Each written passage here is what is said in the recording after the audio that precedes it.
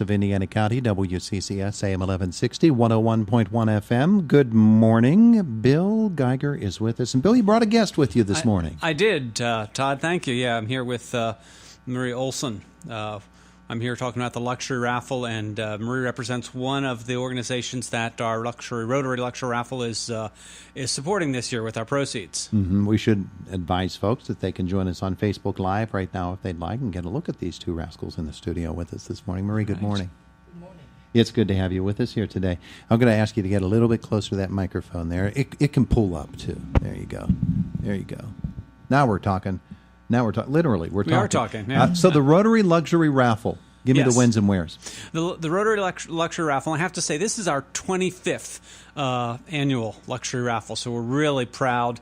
And it will be Saturday, November 3rd, hors d'oeuvres at the KCAC, I should say, at the Kowalczyk Center in the main arena. We'll make it look nice and fancy. They do a real nice job, and hors d'oeuvres start at 6 and dinner is served at 7, and the raffle portion of it starts as dinner is being served. So that's the time and the place. All right, very good. And ticket information? Tickets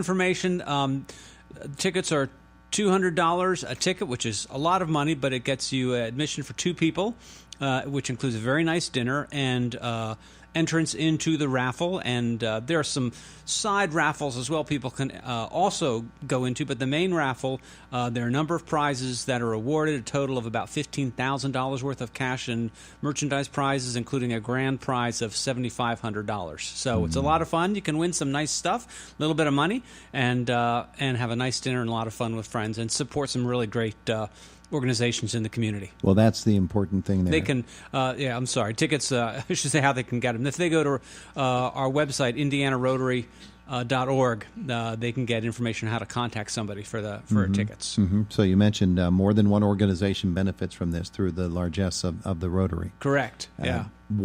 Tell me about Marie. Well, we'll let Marie tell us about her organization, but... well, let me tell you about the other three, because Marie can do a really great job, okay. Much better job than me telling her about her organization. But we've got a nice spectrum of different organizations we're sponsoring this year. One is the Four-Footed Friends. They are expanding their facility, include an area for, I'm trying to think of the word, dogs that have to be confined for health reasons. Isolation, yeah, thank you. And we're providing for, I think there are 5 units, we're providing the outdoor cages so the dogs in isolation can go outside safely. So that's one of the projects we're doing. Another one of the projects is Evergreen Boys and Girls Clubs. We're supporting their creation of a number of these little libraries in the community, I think primarily down in Blairsville. I think there's a total of 6 of these little libraries are going to set up, and so we're sponsoring that. We're also helping with a number of other organizations, I'm sure, with the final steps of mounting the restored Jimmy Stewart airplane in front of the Jimmy Stewart Airport out on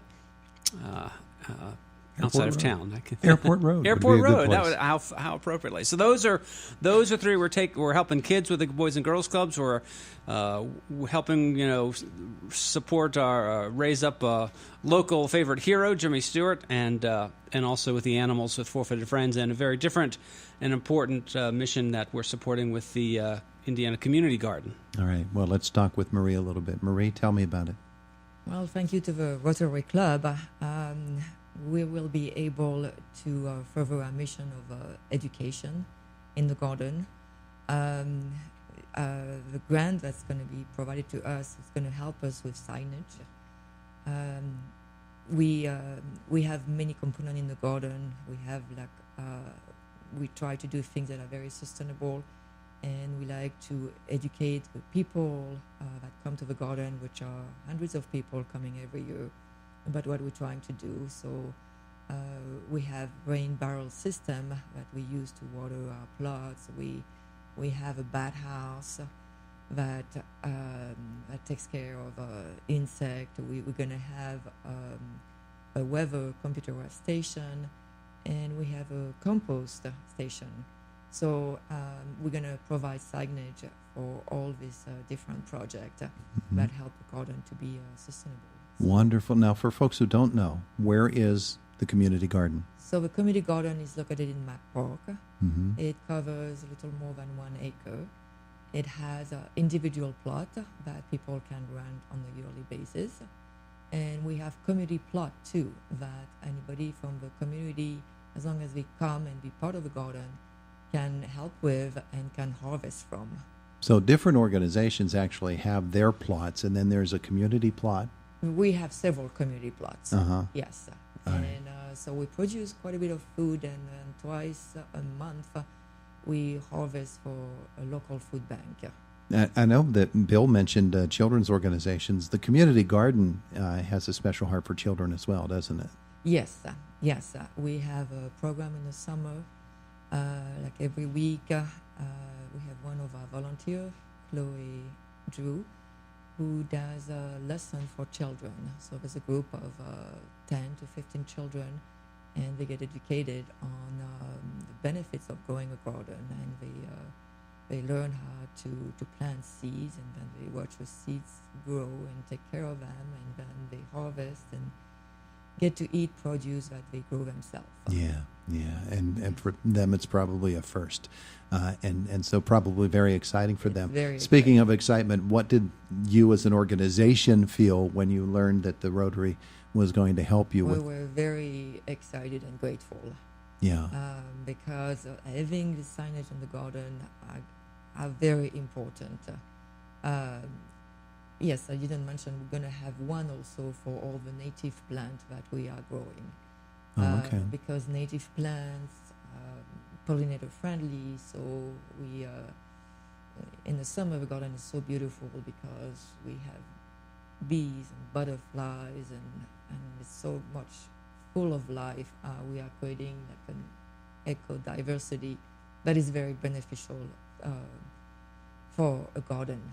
It's its very own ecosystem. It's amazing. Mm-hmm. Bill, when you as a group, as a Rotary group, get together for the dissemination or for the process of determining right. who Mm-hmm. will be receiving the proceeds from the luxury auction. I keep saying auction. See, darn Bill, it's your fault.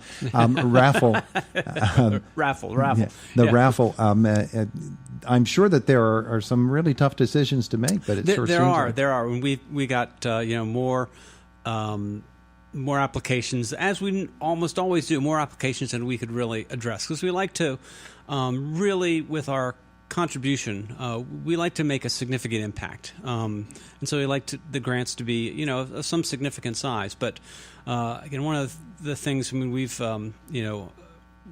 we have been supportive of the community garden. I was trying to remember. I'd have to go back in the history check, but I think we might have done a grant for them some years ago with another part of the project. But one of the things we do look for is impact in the community, and the garden's got a great impact both in providing food for local food banks, but also education for school children, but also adults who are wanting to get into learn more about gardening themselves.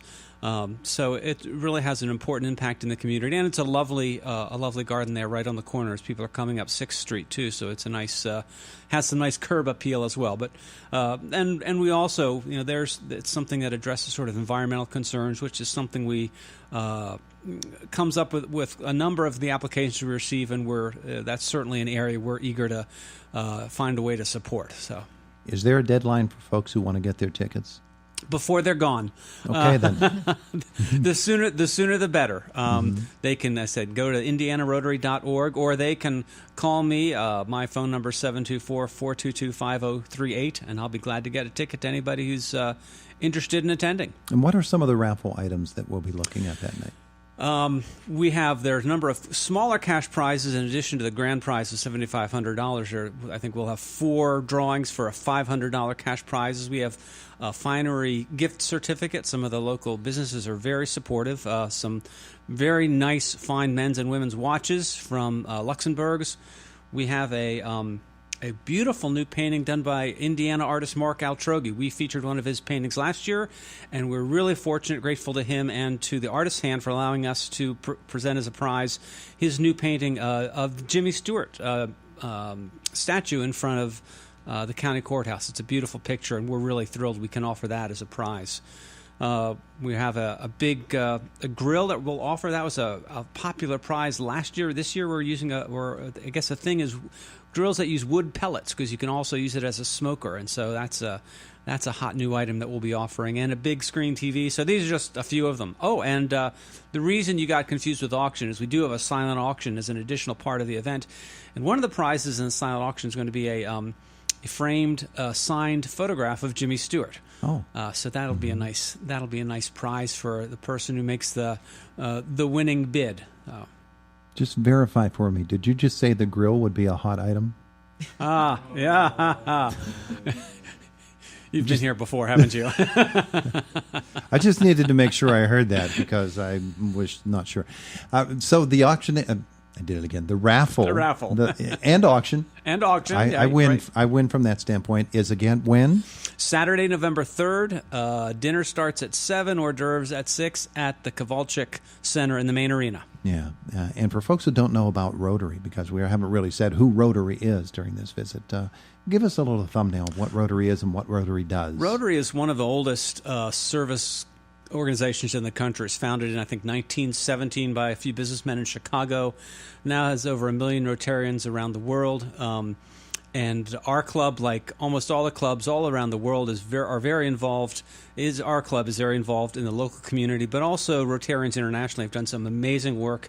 Rotary has been the largest non-government organization in the fight against polio, which Rotary adopted about 30 years ago, I think. And we heard last night from our district governor, the report is that there are down to 18 cases worldwide. So we're just inches away from eradicating polio. It's like eradicating smallpox, just a huge accomplishment for humanity. And Rotary's been an enormous part of that. So I'm very proud of what we do both internationally and right here in Indiana. Yeah, absolutely. And why not? That's just tremendous work. And it's been a long, long haul by a lot of different organizations. And it's good to be a part of that effort. And Rotary is right there. Yeah, and we're fortunate in our community to have a lot of really good service organizations. So we're pleased to partner with so many others in the community. Rotary meets how often and where, and how can people learn more? Rotary meets our Rotary Club. There are 2 Rotary Clubs. One meets on Thursdays at lunch at St. Andrews Village, and that's the other club, but we're in the same work, so I'm glad to get that word out. And our club meets Monday evenings, 5:30 for dinner at the Park Inn. Okay. And folks can just show up and be a guest if they want to know more. We'll be glad to feed them dinner and let them meet some of the folks and tell them more about the organization. And I'm sure you have a Facebook page too, right? We do. Well, find us on Facebook. Just type Indiana Rotary, and we'll be there. Good plan. Thank you both for being with us this morning. We appreciate it very much. Our pleasure. Thank you, Todd. It is the voice of Indiana County, WCCS, AM 1160, 101.1 FM.